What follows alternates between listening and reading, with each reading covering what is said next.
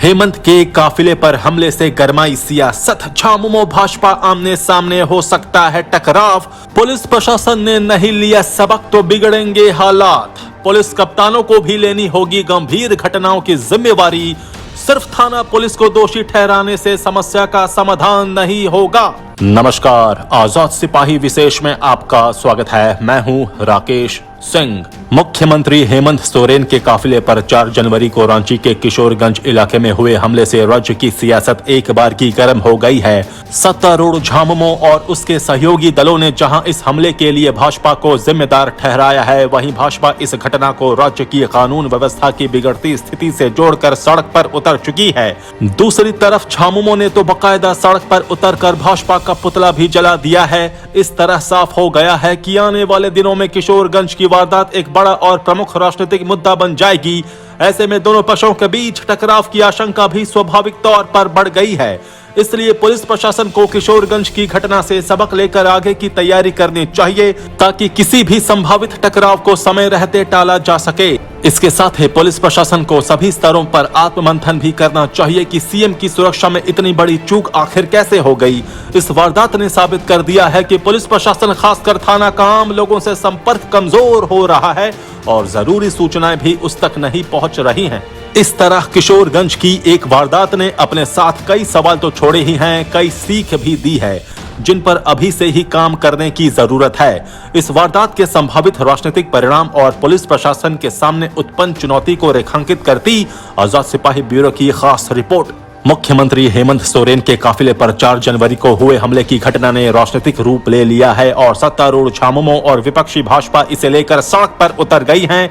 झामुमो और उसके सहयोगी दलों ने इस घटना को जहां भाजपा की कारस्तानी करार दिया है, वहीं भाजपा ने इसे राज्य की खराब होती कानून व्यवस्था का परिचय बताते हुए आंदोलन का ऐलान किया है। इस घटना की राजनीतिक प्रतिक्रिया पूरी तरह स्वाभाविक है, क्योंकि आक्रामक राजनीति के वर्तमान दौर में ऐसी घटनाएं अक्सर राजनीतिक मुद्दा ही बनती हैं, चाहे यूपी के हाथरस की घटना हो या फिर अभिनेता सुशांत सिंह राजपूत की रहस्यमय मौत, बदायूं का दुष्कर्म कांड हो या बंगाल के वर्धमान में नरेंद्र मंडल हत्याकांड या अब रांची के ओरमांझी की दिल दहला देने वाली आपराधिक घटनाएं अक्सर राजनीतिक दलों को ईंधन मुहैया कराती हैं। झारखंड में अपनी तरह की इस पहली वारदात ने राजनीतिक माहौल तो गर्मा तो दिया है, लेकिन इसके साथ ही इसे लेकर टकराव की जमीन भी तैयार होने लगी है।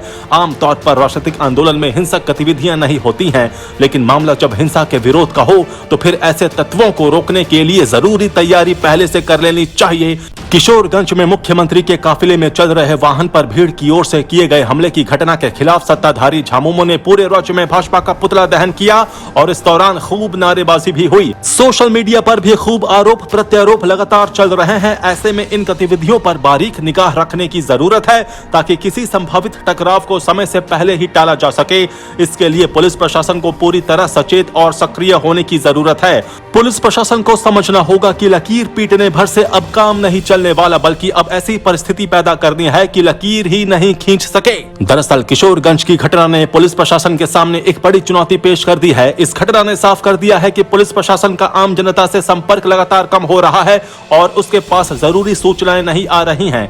ये पुलिस अधिकारियों की समाज से दूरी और निष्क्रियता का नतीजा है। ये कल्पना भी नहीं की जा सकती है कि एक सिर कटी लाश की पहचान 5 दिन तक नहीं हो पाई। ये पुलिस की कार्यशैली पर गंभीर सवाल खड़ा करती है। ऐसा नहीं है कि झारखंड पुलिस काम नहीं कर रही है, लेकिन अब हर स्तर के पुलिस अधिकारियों को समझना होगा कि इतने भर से काम नहीं चलने वाला है।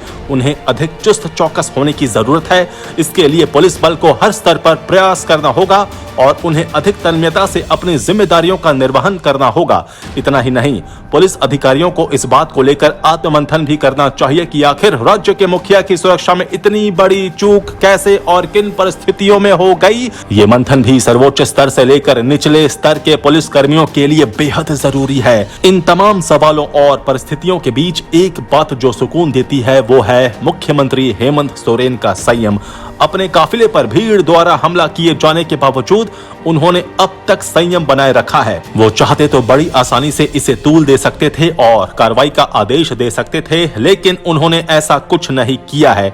यदि इस तरह की घटना किसी दूसरे राज्य में होती तो अब तक न जाने कितने अधिकारी नप चुके होते। हाल ही में बंगाल में भाजपा के प्रदेश अध्यक्ष दिलीप घोष के काफिले पर हमला हुआ तो उसका किस कदर हल्ला मचाया गया ये सर्वविदित है, लेकिन झारखंड में मुख्यमंत्री के स्तर पर कोई प्रतिक्रिया व्यक्त नहीं किया जाना गंभीर और जनोन्मुख राजनीति का परिचायक है। मुख्यमंत्री को इस बात का एहसास है कि यदि उन्होंने इस घटना के खिलाफ कार्रवाई का आदेश दिया तो इलाके के कई निर्दोष लोग बेवजह मुश्किल में पड़ जाएंगे, इसलिए उन्होंने घटना के जिम्मेवार लोगों के खिलाफ कार्रवाई करने के लिए पुलिस प्रशासन को पूरी तरह खुला छोड़ दिया है। कुल मिलाकर किशोरगंज की घटना ने पुलिस प्रशासन के सामने बड़ा सवाल ये खड़ा कर दिया है कि आखिर उसका सूचना तंत्र इतना कमजोर कैसे हो गया। इलाके की शांति समितियों और समाज के ऐसे वर्ग के लोगों के साथ उसका रिश्ता बिखर क्यों रहा है। इस सवाल के साथ अब पुलिस प्रशासन को आम लोगों को यह भरोसा भी दिलाना होगा कि वो राज्य में कानून व्यवस्था की स्थिति को बनाए रखने के लिए पूरी तरह मुस्तैद है। जब तक ऐसा नहीं होगा किशोरगंज की घटना जैसी वारदात होती रहेंगी और उसकी आग में शहर और गांव झुलसते रहेंगे। पुलिस के लिए किशोरगंज की घटना के आरोपियों को पकड़ना जितना जरूरी है उतना ही जरूरी है सिर कटी युवती की पहचान करना, उसके हत्यारों को पकड़ना और सजा दिलाना। पुलिस याद रखे, अगर उसने ओरमांझी की घटना का जल्द पर्दाफाश नहीं किया तो एक वर्ग उसे बार बार कटघरे में खड़ा करेगा। ये भी कि ऐसी घटनाओं की जिम्मेदारी अब बड़े अधिकारियों को भी लेनी होगी।